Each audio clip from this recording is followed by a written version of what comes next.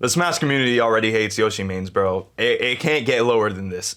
Hey, how's it going, everybody? Welcome to another video. My name is the Phoenix Heart, and today we got another big one today. You see the title? Don't act confused from the Yoshi fit. It's just really hot. It's Super Smash Brothers. You've heard of it, you love it, and if you love it, I know you hate it just like me. One of the biggest games made where Nintendo icons, video game icons come together and duke it out in a kids party game that is the best that we could do. It's got all of your favorites. We got Mario, DK, Samus, Fox, Yoshi. Trash character. I was racially motivated. You got your big names: Mega Man, Ryu, Cloud, Sephiroth, Kazuya. That character is garbage. I think he's pretty.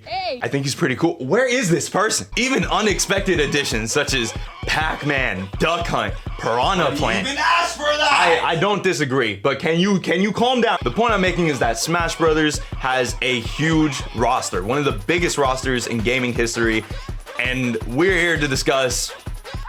Does it need it? Surely we can survive without one, two. Some argue like half of the roster. It's a big discussion in the community that I took the responsibility of for no reason to look into who is really a wasted character or a wasted slot in Super Smash Brothers. And it is a loaded question. So I decided to format that question and put 3 really big criteria into that question so that I could organize and really find out who doesn't deserve to be in Smash Brothers. We're gonna be breaking it down into the best and most enjoyable way that I could think of, and we're going to finally come up with an answer by the end of the video. And I'm not doing the whole video in this. This thing is way too hot. I will be back. I will be back. And we got this clean shirt by Tall Father Custom. Shout out. I wasn't gonna wear that the whole time. I don't know why you're thinking.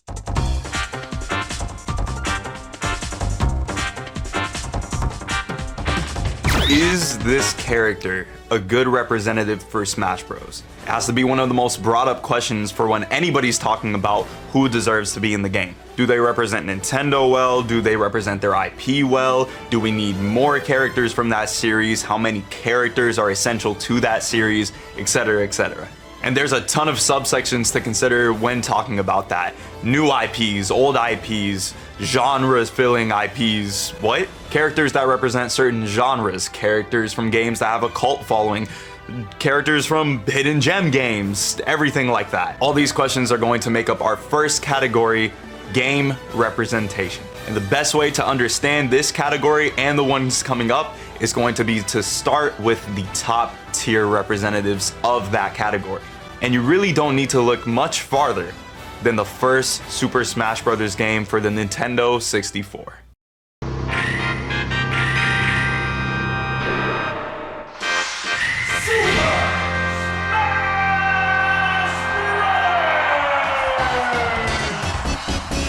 What originally began as a very odd and unrequested idea for any type of game quickly began to become the greatest IP that has been ever known. Well, that's kind of intense actually. Wait, Smash Brothers quickly evolved from becoming an odd idea into an essential staple for any Nintendo console. As soon as the next console comes out, where's the next Smash game? For the Wii, where's the next Smash game? For the Switch, where's the next Smash game? The S tier placement for this category is very simple.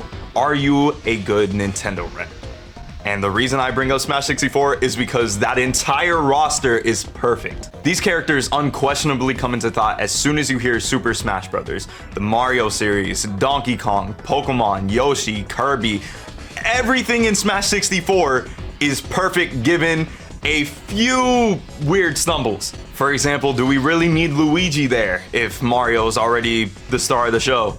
I think so. I justified it. I put him in top tier. Do we really need Jigglypuff there if Pikachu is star of the show? No. At least I didn't think so, and we'll get to Jigglypuff's tier later. Captain Falcon is a really weird choice for a couple different reasons and some details that we'll get into later, but I still put him at the top for just how much impact he has from Smash alone. But for the most part, Smash 64 basically defines a good Nintendo representative to be put into Smash Brothers. So what exactly else encompasses the tier? What prerequisites do you have to be able to be considered a good Nintendo representative, top of the line representative to be in Smash Brothers? The simplest way I broke it down is that you are defined as a big name Nintendo IP and that you are the main protagonist and also the main villain. Of course, it's important to put the main hero of the story in the limelight for Smash Brothers, but villains just go hard. So Mario and Luigi have Bowser, DK has King K. Rool, Kirby has King Dedede, Link, Ganondorf, Samus, Ridley. It explains itself. So if you're the main protagonist or main antagonist of a big name Nintendo IP, then you're in this tier.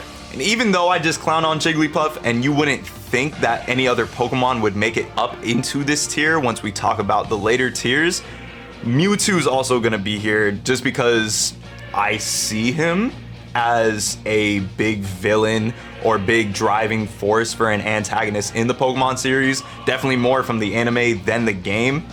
That could be a little bit of cheating, but you let me know. You let me know in the comments. Fire Emblem is also a little bit weird. You would think obviously Marth is the first that comes to mind, but I also put Roy in there just because they came into Melee at the same time, and I feel like both of their importance is pretty equal. And also, even though that covers everything here, I also put Rob. Obviously, there's nothing to really be inspired from that, but he's important to the history of Nintendo. Let him have it. So that covers everything for the top tier, but immediately you would think there are also such huge characters, super important characters you couldn't see not being in Super Smash Brothers that I haven't even touched on. That's going to go into our second highest tier. Simply being a good original IP rep. Even if you aren't developed by Nintendo, you probably have some great history as a gaming IP. You're probably pretty essential in the gaming world, and having you in Smash Bros really does define what the game means. So the same rules apply if you're an important IP and you're the main protagonist or antagonist of that IP and you just weren't developed originally by Nintendo, then you're gonna find yourself in this tier. Banjo-Kazooie, Mega Man, Bayonetta, Kazuya, Ryu, all of these people that are such big names, they just weren't originally developed by Nintendo. Publishing doesn't count. The only people who don't necessarily fit these prereqs perfectly but are still found in this tier that may be questionable are going to just be Diddy Kong, Lucas, and Pyra. And the simple exception that I made for them, even though they don't necessarily hit all of these prereqs, is that they're pretty essential in sequels to the IPs that I have already mentioned. Donkey Kong Country, Diddy's Conquest, Mother 3, Xenoblade Chronicles 2, all of these games are still really big and important games, but they just don't do quite enough to get into the top tier, but aren't enough to fall beneath that tier. And before we get into that tier that I'm talking about, there's a small buffer right before it that I made. And by small, I mean there are literally like 5 characters in this tier. I actually redid this tier, so it's less. And by small buffer, I really mean that there are like 4 characters in this tier. It's actually gonna be 3. Dr. Mario, the Mii Fighters, and Wii Fit Trainer are just weird. I don't feel like they're necessary. I don't feel like they're unnecessary. I just feel like they need their own tier, and that tier is going to be questionable representation. Dr. Mario, that's a different game, sort of. It's a spin-off, but what? Wii Fit Trainer represents Wii Fit. Who cares? And the Mii Fighters are less of a representative of any game than they are just representative of the introduction of the Wii. I just had to make this tier. Finally, we are at the lowest tier in this list, and it's defined perfectly as just redundant. Your game is already represented perfectly. There's nothing that needs to be changed. You show yourself off in the limelight perfectly. All aspects of you are essentially covered. So why are you here? In Super Smash Bros. Ultimate, a new type of character archetype was introduced in the form of Echo Fighters. Nintendo defined these characters as basically reskins of the same character that has the same abilities and the same behaviors, just with small little differences in representation. You'll find all Echo Fighters in this tier. You'll also find every other Fire Emblem character in this tier. Equivocally, you'll also find every other Pokemon in this tier. Pokemon is such a huge game, we can't expect to represent all aspects of it. The Pokemon trainer and Pikachu himself define it more than enough, with the exception of Mewtwo being a representative of somewhat a main antagonist.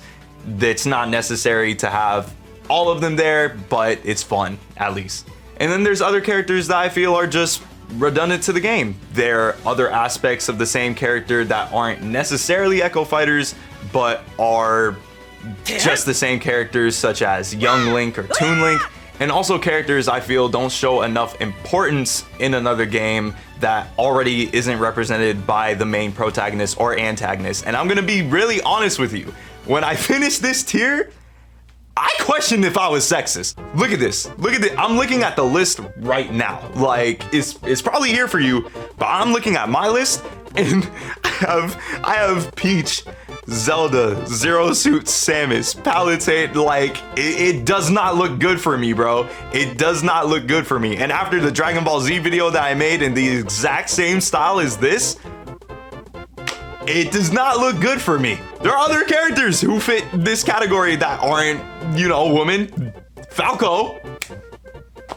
Isabelle is a dog that's still, no, female. I don't know. But that's the full category. So based just on game representation, who do I feel deserves to be in Super Smash Bros. Definitively? And if in your mind you're thinking there's a character missing here, you're the problem. Yup, Piranha Plant gets his own tier at the bottom. He does not matter. I do not care. I do.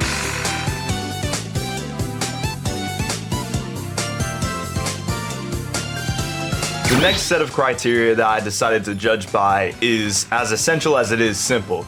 That just being, do the behaviors and actions of the character in game represent themselves well? It's the next thing that we think about whenever we're talking about what character deserves to be in Smash Bros. What can be their specials, their recovery, their normals, everything like that.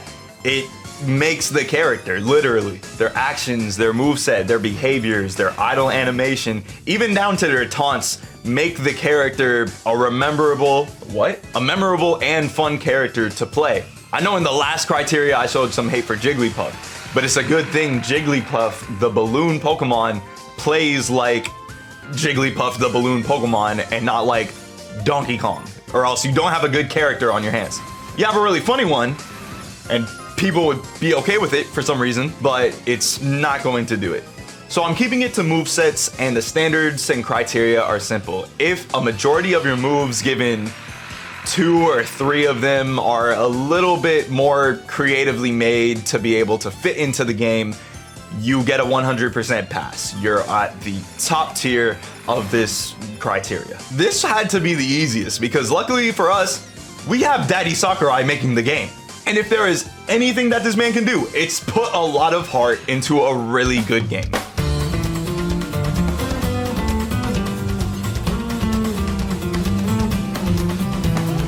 Immediately going into it, about half the roster already fits that criteria. Even Piranha Plant. I hate that I have to say that. It is the simple yet super difficult to swallow pill that is the truth. Let's step back and talk about it. Piranha Plant, even though nobody asked for this guy, matches the Mario series villains perfectly. Even in just the variants of a Piranha Plant, all across the Super Mario Bros. Series, Piranha Plant represents all of the moves and all of the behaviors that Piranha Plant does. Even though it's super simple and really, really straightforward, it matches bar for bar. He bites, he spits, he extends. It's not complicated, and so Sakurai didn't make a complicated character. He just made a really simple yet super accurate character.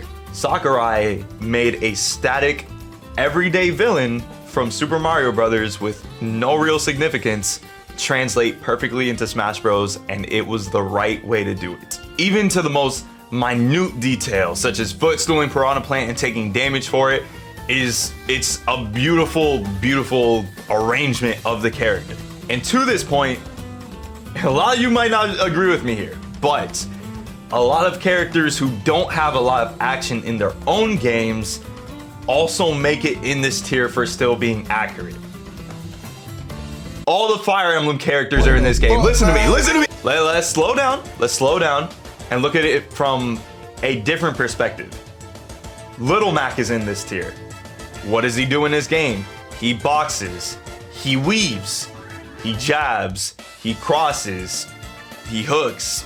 I don't even think he hooks. He uppercuts. All of these things, he has the KO punch. All of these things,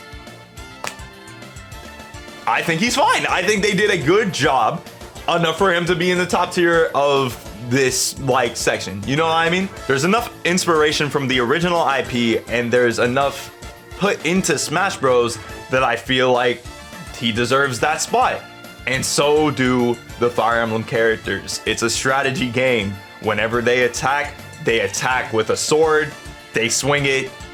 Some have very special abilities when they do like their critical hits that showcases their other sides or their other powers. It's good. It's good. I'm telling you, it's good. You could reimagine the characters. You can have them swing their swords in a different way. It's still going to be a Fire Emblem character swinging their sword.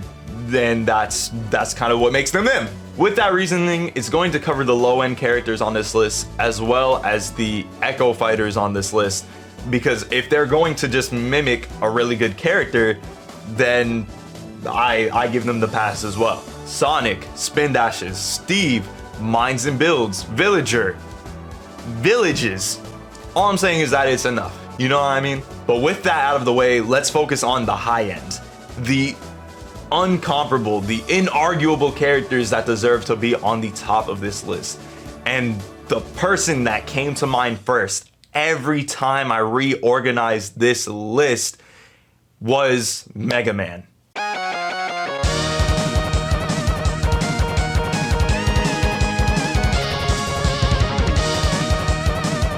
I had no history with Mega Man. I didn't play any Mega Man games before he was announced for Smash 4.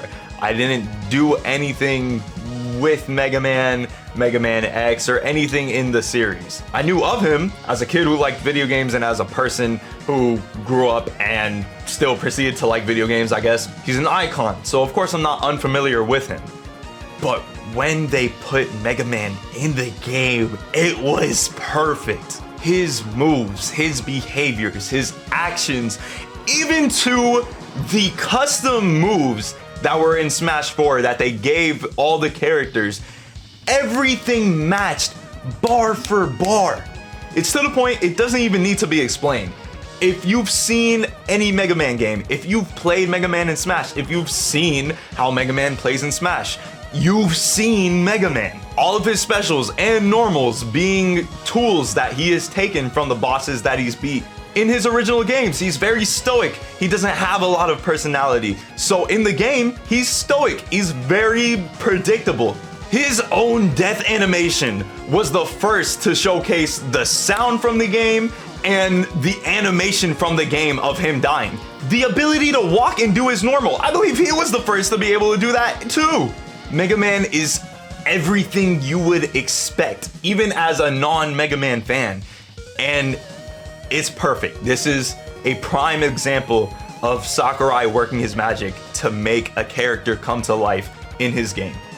Others who come close enough to where Mega Man stands, even though they don't take the top spot like he does, are the 2D fighting game characters, the Shotos, Kazuya, JRPG characters that have a main character and a main villain with preset like chosen moves and stuff like that are translated really well into the game. A good amount of your main cast characters and their Echo Fighters as well make it into this game for their behaviors and their movesets. DK, Link, Ness, all of them. I even debated with Sora being the prime example of the top tier of this list, because there was a stark contrast between my relationship with Mega Man and with Sora. Kingdom Hearts 2 is one of my favorite games of all time, and the entirety of the Kingdom Hearts franchise is one of my favorite franchises of all time.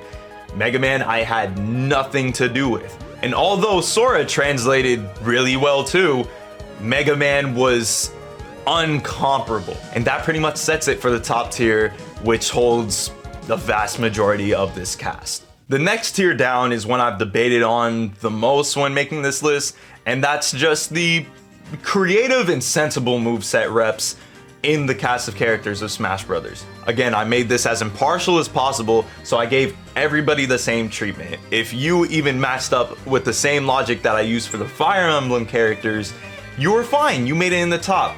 But some characters just have a little more leniency given to them than others. And the way that I'm going to define this tier is calling it the Pokemon tier. I don't think there's any debate to say that the Pokemon are really well made in Smash Bros. They translate pretty well, they use most of their iconic learnable moves. It works out for them. Even super specific moves that only work for certain Pokemon, like Greninja has his Water Shuriken, only he can learn that.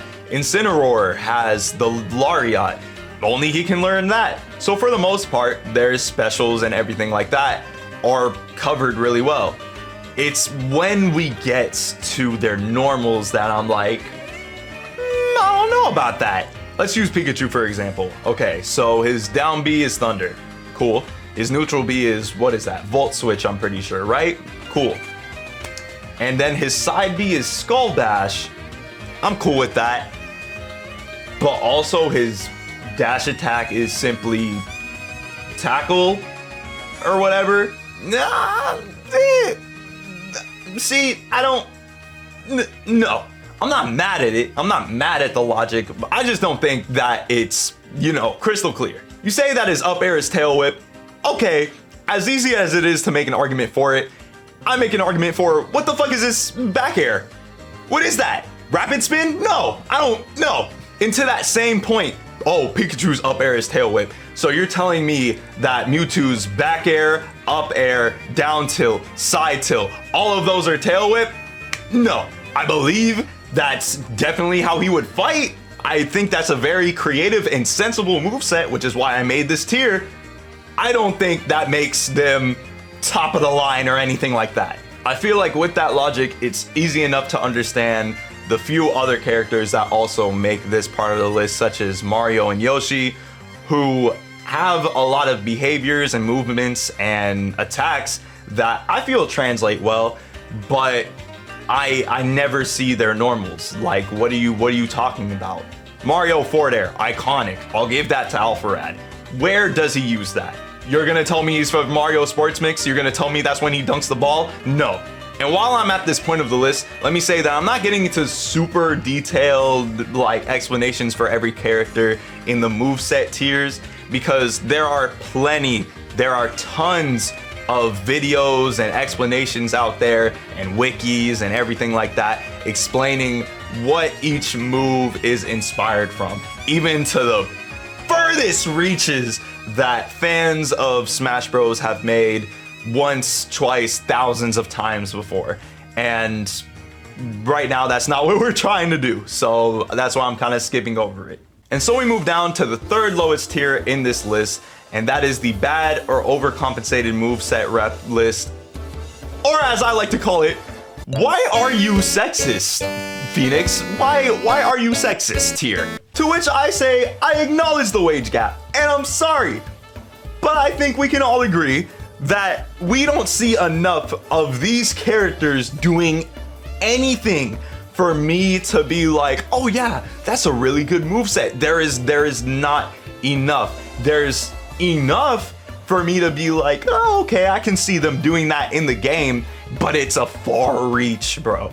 And so I don't have to deal with that battle again like I had to with the last criteria. We're gonna use Mario's brother, Luigi now. Luigi, since his conception, is very much like Mario. He's just like a green Mario. That's how we recognize him for a lot of years coming up until he kind of formed his own identity and his own personality and character.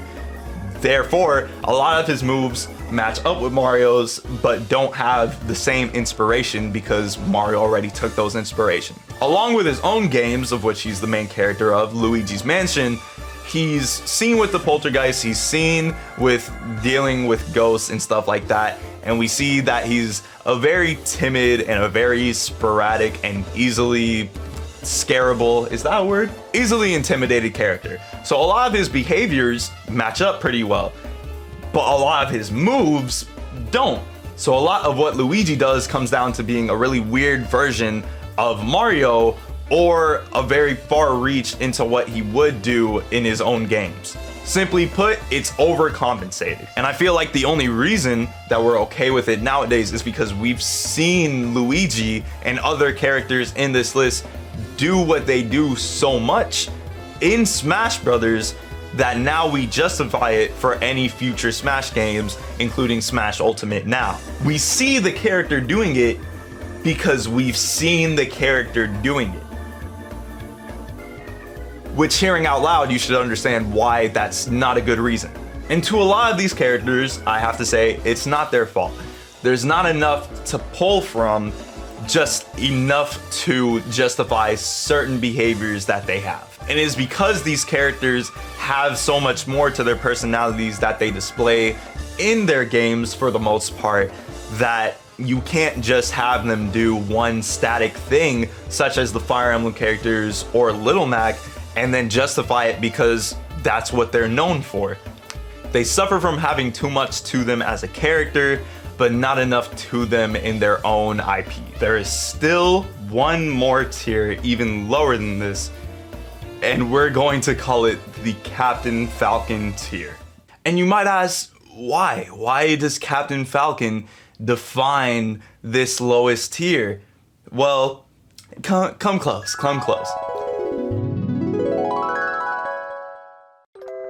This is the story of the conception of Super Smash Bros.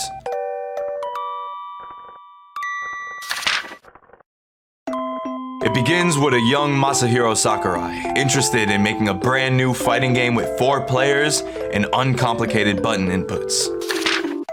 He would begin by making a prototype of this game with a generic battlefield-like stage, a screenshot for the background, and faceless models for the characters.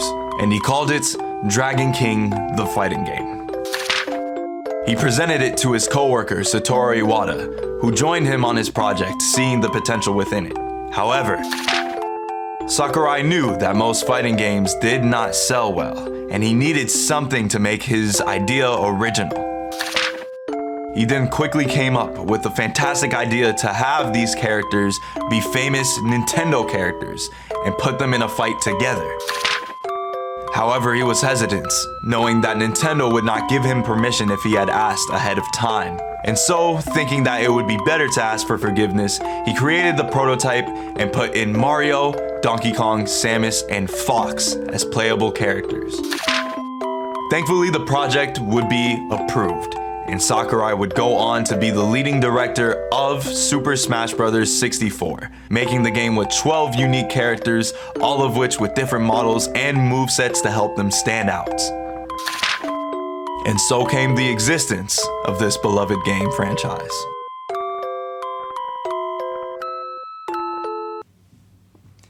Captain Falcon took the same moves from the Dragon King base models. Although today he is loved and mostly recognized from Smash Bros. And for his flashiness and cool combos and big moves and all of that from Smash Bros. Bro was just a reskin of the base punches and kicks and very basic moves taken from the Dragon King models. And so makes the Captain Falcon tier, or to have a more fair name, the nothing to be inspired from tier, where you have literally nothing or way too little from your original IP to create a full character from, but they did, and they made it work as much as they could, but you more know the actions of that character from Smash Bros. From their own IP, which doesn't work.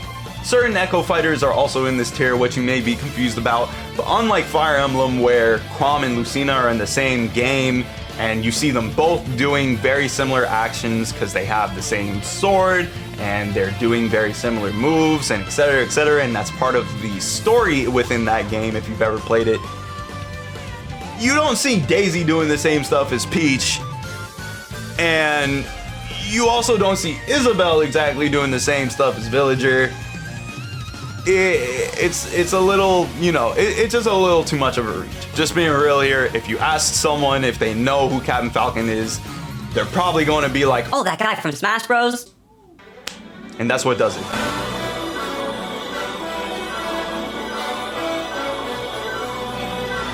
Keeping the same energy from that story of the creation of Smash Bros, the final criteria that I made is the simplest, requires little to no explanation, but also teaches a really great lesson when I had to make it.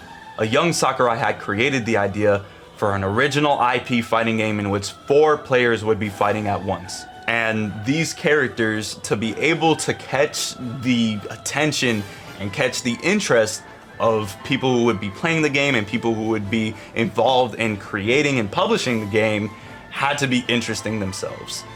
They had to fit a criteria of which none of them could. Smash Bros would be labeled as a family-friendly party game for anybody to enjoy all the way up until Ultimate, in which it was still a family-friendly party game, but now it finally got the label as a fighting game proper. But even way before that, especially with the birth of Melee, Smash Bros was seen as a competitive fighter. And so Smash Bros had began a very unique and special genre, being a platform fighter. But as that genre was finally mimicked by others with more or less great and not so great results, it became a Nintendo platform fighter specific to that company. And with this, I made the final qualification be, do you smash tier? In a little more of a comprehensive and more serious way to define this criteria, it's, does your genre game, or does the character in it of themselves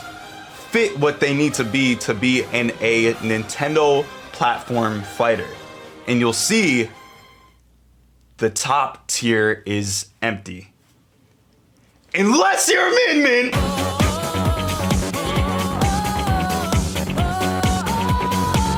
I'm kidding. To be on the highest tier of this criteria, you not only had to be from a game originally developed by Nintendo, but your genres for that game had to be classified as a platformer and as a fighter. And when I say that, I mean a platformer proper and a fighter proper. So no arena fighters, no semi-platformers or platforming elements or fighting elements. No, your genre had to have been a platformer and a fighter, and originally developed by Nintendo themselves. And you may be wondering, I was so lax with the last criteria that I used for everybody that basically half of the roster fit into that top tier. So why is that not the case for this? It's very easy to make the argument that a lot of platformers from Nintendo have a lot of battles or a lot of fighting elements. It's also very easy to make the point that a lot of Nintendo games that are fighters have a lot of platforming elements. I can completely see why people such as Min Min or Inkling or Pit and Dark Pit really do deserve to be in that higher tier. I can see it. They really did run around in my mind repeatedly when I was redoing this list over and over again. Well, not too many times over again, because once I made it pretty simple, I didn't really have to do this too much. Anyways, there's an important lesson to be had here, and it's that Smash Bros is a beautifully made game with things that make no sense. Smash Bros is one of a kind, and it's an amazing IP that when Sakurai had originally made it, there was nothing else like it. Even when mimicked, there's a certain magic and beauty to this game that cannot be replicated whenever Rivals or PlayStation All-Stars or anyone else tries to do it. Not to call those games out, the whole point of it is to see these characters that you know and love that you would have never imagined being in this position, fighting each other, going out in a platformer, fighter, weird IP that everybody ended up loving. And to that exact reasoning, nobody makes the top tier because nobody's meant for a game like this. So then what are the other tiers? Well, going down from the list, as long as you are a Nintendo IP, even if you are not a platformer or fighter originally, you make the second to highest tier. Down from there, I just decided that as long as you fit the fighting genre or the platformer genre, even if you are not from a game originally developed by Nintendo, that you make the fighter tier or the platformer tier. Even with a lot of degrees of separation, if you had some connection with Nintendo, of which I called the tier right under both of those genres being the originally published by Nintendo tier, then you still got a couple of points for having some involvement. And with that, everybody has their place within the Super Smash Bros. Series. Unless you're a JRPG, or Snake, or Pac-Man, or Minecraft Steve. At least he's low tier in something. And so that covers it. Those are all of the criterias that I made to be able to decide who is a wasted slot in Smash Brothers, who does not deserve to be in this game at all, who can we live without? And the answer is nobody. I hope you have a great day. Be mad.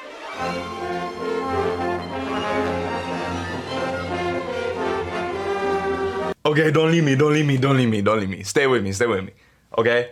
I'm not the greatest at the serious stuff. I'm better at the funny stuff, okay? But listen up. Obviously you all want an answer and we'll get to that. But I did want to make a point in how I made this video and everything like that. One of the biggest inspirations and pushing points for me to make this video was that just thinking back to Sakurai working so hard and us thinking about how did he even do that, or how did he even get this character into this game when we got super big names like Cloud or Ryu or now Banjo-Kazooie and the whole works, and most of the time people don't think about it. And I feel like nowadays it's just super given. It doesn't take a long time fan for people to understand that Sakurai had to jump hoops, hurdles, do the impossible to get people like Mega Man or Sora or Kazuya into Smash Brothers of all things. This game is one of a kind.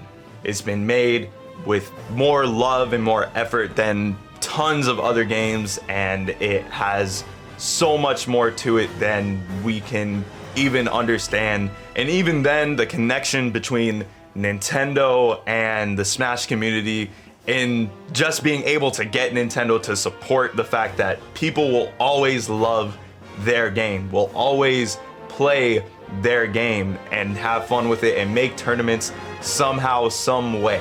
It is an incredibly beautiful and inspiring thing, and I hope that the future of Smash Bros is a bountiful, healthy one, and that soon Nintendo can simply allow the community to enjoy the game, and then also see that the creators have support for the community in being able to join these events and give Smash Bros the love that it deserves, that people want to give it regardless of if they have that support or not.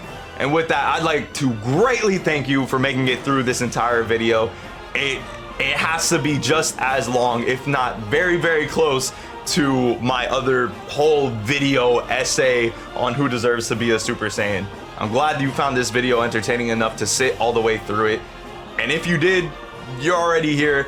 You already know what to do. Please feel free to subscribe, like, or comment. Tell me what character you don't feel like deserves to be in the game. Civilly, of course. This is a Smash Bros community. I don't know what I'm talking about. Civil, whatever. I also took the time to go into Super Smash Brothers Discords and ask people who they didn't feel like deserved to be in the game. What was their reasoning? Was it real reasoning? Did they just not like the character, etc.? And their replies have to be in here, and I'd like to thank them as well for taking the time to respond to me, just a random person going into the Discord and asking them like, hey, I'm making this video. If you would reply to me, I would really appreciate it.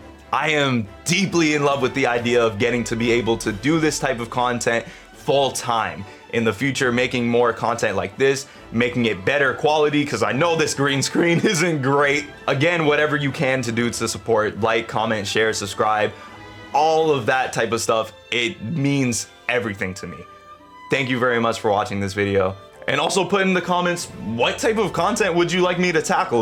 What type of topic do you feel kind of matches this, or the who deserves to be a Super Saiyan video? These types of videos take a while to make, but it's a great process the whole way through, and it's great to actually think about it and interact with the communities and see what other people think and what are their perspectives or reasonings to things, and getting it all together into one, enjoyable, hopefully, video. But I'm being a broken record right now. Thank you so much for watching this, and if you stayed, you're getting your answer. You're getting your answer. Just sit right there. I'm gonna be back. I got you.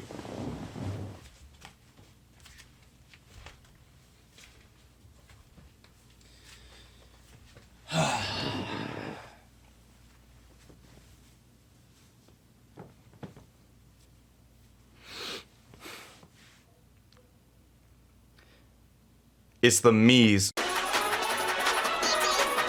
Or if you want to go by a point system for the statistical answer,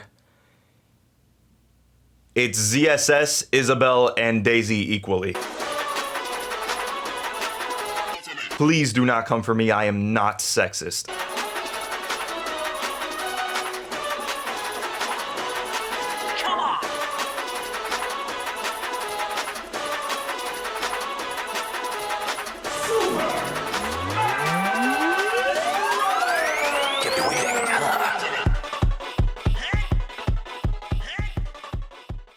There's no way I got this today, bro. There's no way. I really hear the doorbell and I'm like, who could be here at this hour? Dog. Are you serious? This video's already taking like weeks to make, and I could probably finish this like part of the video too.